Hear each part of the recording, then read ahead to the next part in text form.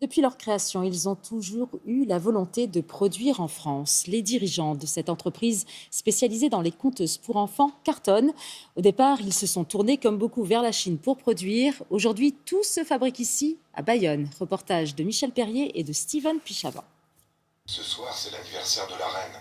Et le roi a très envie de faire plaisir à sa femme qu'il aime C'est tant. l'histoire d'une conteuse un peu Pour résoudre ce particulière. mystère, Cette le petite roi boîte fait est une appel fabrique à aux histoire esprits interactive et ludique. On choisit les personnages qu'on veut mettre dans l'histoire.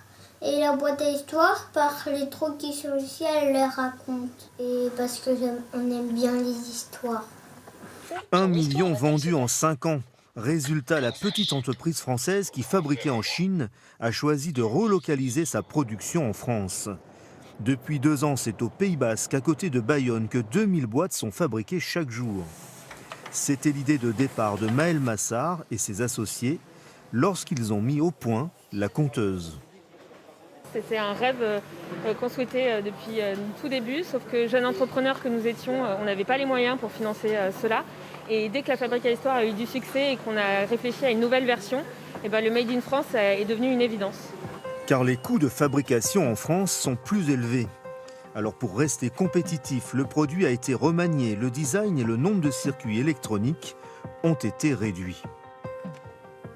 On a pu mettre finalement que 5 opérateurs pour assurer la fabrication totale du produit, alors qu'en Chine, potentiellement, ils étaient 25. Même avec des salaires qui sont 4 à 5 fois plus élevés, on se retrouve avec un niveau de main-d'œuvre qui est équivalent. Le boîtier plastique est fabriqué à 1 heure de Bayonne et l'emballage en carton dans la ville même. Maël et ses associés ont souhaité que le prix ne change pas, 60 €, et pour cela l'entreprise a réduit sa marge. Mais cette relocalisation a d'autres atouts.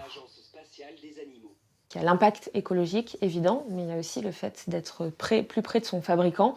Ça permet de faciliter les allers-retours, de faciliter aussi les dialogues, puisqu'on parle de français à français.